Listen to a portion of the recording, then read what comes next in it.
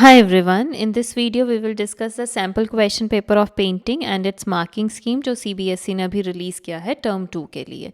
सबसे पहले general instructions जो क्वेश्चन पेपर है उसमें हमें 6 क्वेश्चंस रहेंगे। ऑल क्वेश्चंस आर कंपलसरी और क्वेश्चन नंबर 1, 2, 3 एंड 4 जो हैं वो 2 मार्क्स के रहेंगे। इनमें से हमारे पास किसी एक क्वेश्चन में इंटरनल चॉइस होगा एंड क्वेश्चन नंबर 5 3 मार्क्स का रहेगा और उसमें भी हमारे पास एक इंटरनल चॉइस होगी। क्वेश्चन नंबर 6 4 मार्क्स का। फर्स्ट क्वेश्चन है name 2 famous sculptors and their art work that reflects the condition of poor people in India at that time. इस थीम पे बनने वाले कोई 2 आर्ट वर्क और उनको बनाने वाले आर्टिस्ट मतलब स्कल्प्टर्स का नाम यहाँ पे हमको बताना है। नेम ऑफ द स्कल्प्टर रहेगा 1 मार्क का, name of the art work रहेगा 1 मार्क का। Triumph of labour, Santhal family, cries unheard, ये 3 स्कल्प्चर्स हैं। इनमें से कोई 2 आप लिख के जा सकते हैं, इनके आर्टिस्ट के नाम और ये स्कल्प्चर्स के नाम। Name 2 graphic print from your course of study which shows composition based on human figure. Also write about the name of the method and material used for making these prints. अब यहाँ किन्हीं 2 graphic prints के आपको नाम बताने हैं जिनकी composition मतलब जिनमें ह्यूमन फिगर्स पे ये बेस्ड हों और उसके साथ साथ आपको उनका मेथड एंड मटेरियल भी बता के जाना है इन प्रिंट्स का। सिलेबस में है children of all, man, women and tree and Devi. इनमें से जो ह्यूमन फिगर पे बेस्ड जिनकी कॉम्पोजिशन है आप कोई 2 उनका बताएंगे और साथ में ये किस में बने हैं, जिंक में है, एचिंग में है, किस तरह से बने हैं। वो मेथड एंड मटेरियल लिख के जाएंगे। Question number 3, who was the father of the folk renaissance in India. मतलब फोक को रिवाइव दोबारा करने वाले कौन थे या पुनर्जागरण उसका करने वाले कौन से आर्टिस्ट थे। Who travel to the country side of Bengal to learn from the folk artisans the expressive power of their lines to create an alternative vision of modern Indian identity in art. Name the artist and his art work from your course of study. Describe his work on the basis of at least 4 elements of art. अब इस question में सबसे पहले artist का नाम लिखना है जो थे जामिनी रॉय और उनके आर्ट वर्क को हमने डिस्क्राइब करना है और जो डिस्क्रिप्शन है उसमें आपको 4 एलिमेंट्स ऑफ आर्ट के बेसिस पे उसकी डिस्क्रिप्शन करके जानी है। इसमें आर्ट वर्क लिखेंगे, नाम आ गया आर्ट वर्क का, उसका मीडियम आ गया, उसके बाद उसका फोक जो हम उससे इंस्पायर्ड था वो एक टेक्निक आ गई। देन एलिमेंट्स ऑफ आर्ट जो हैं आपके वो हैं point, line, shape, colour, tone, texture, space. इनमें से किन्हीं 4 के ऊपर आपको ये एक्सप्लेन करके जाना है आर्ट वर्क।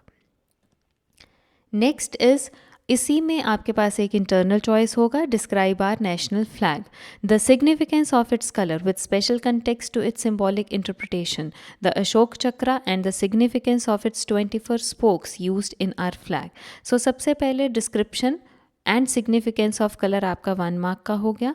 अशोक चक्रा और उसका आगे मीनिंग जो है वो 1 मार्क का हो गया। और इन्होंने ये क्वेश्चन पूछा है कि जैसे पीछे भी आपको जैसे एक्सप्लेन करना है पेंटिंग वो 100 वर्ड्स में आप करके जा सकते हैं। इवन जो लास्ट हमारा जामिनी रॉय का बोला गया था उसमें 100 to 150 भी लिखा जा सकता है क्योंकि आपको 4 एलिमेंट्स पे आपको डिस्क्राइब करना है। इसमें भी आपको की पॉइंट्स जो रहेंगे जो कलर्स यूज़ करे गए हैं उनका सिंबॉलिक सिग्निफिकेंस, उसका प्रोपोर्शन, उसका साइज़ या रेशो जो रहता है फ्लैग का वो, और उसमें से हमें क्या सीखने को मिलता है वो सब। नेक्स्ट क्वेश्चन है question number 5। In this painting 3 women are portrayed in the center of the picture, plain with yellow, white and red sarees, placed within the background of trees and nature. A dark black and brown portrayal of women behind the tree seems to be in a resting mood, also catches the eye of the viewer. सबसे पहले आप ये देखें कि ये किस painting की बात हो रही है। Identify the name of the artist. यहाँ अमृता शेरगिल की पेंटिंग की बात हो रही है, हल्दी grinder. Name the painting and the common spice depicted in. Spice देखें, हल्दी ग्राइंडर, हल्दी टर्मरिक, तो स्पाइस वो आ गया।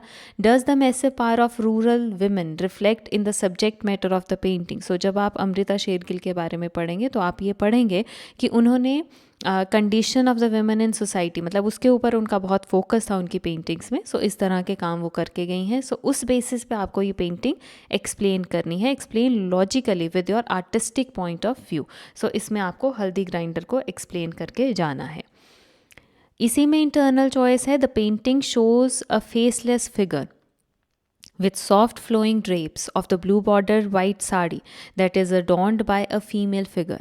She is carrying a sick person protectively on her lap. The figure of this female acquires a certain monumentality and the stature of the universal mother, while the figure of the man is vulnerable in lies in her lap. Identify the painting and name of the artist. अब इसमें भी आपको painting को पहचानना है और यहाँ M.F. Hussain की पेंटिंग की बात हो रही है, मदर टेरेसा की.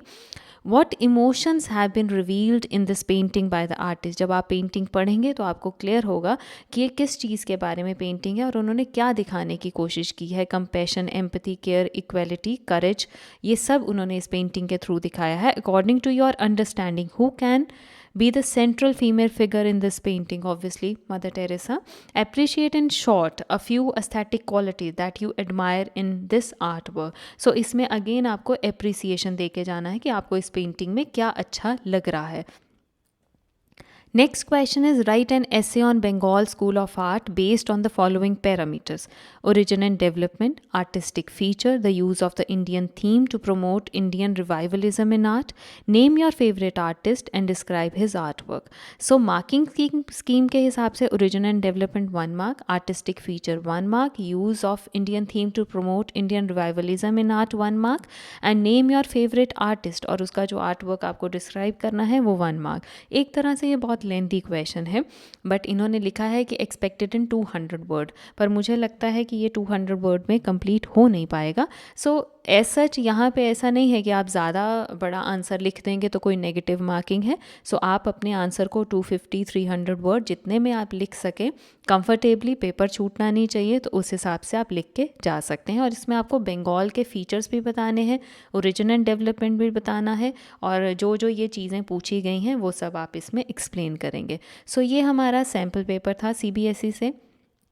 अप्लाइड आर्ट, कमर्शियल आर्ट का एक सैम्पल पेपर भी मैंने एक डाला है वीडियो, आप वो भी चेक कर सकते हैं, क्योंकि थ्योरी तो सबकी सेम है, तो एक और सैम्पल पेपर आपके पास हो जाएगा. सो अब हमारे पास एक प्लस पॉइंट हो गया है कि हम इस बेसिस पे अपनी तैयारी शुरू कर सकते हैं कि अब जब भी आप चैप्टर पढ़ें तो आपको ये पता होगा कि किस तरह के क्वेश्चंस आपसे पूछे जा सकते हैं. सो उस वे में आपने अपनी तैयारी करनी है. Thank you.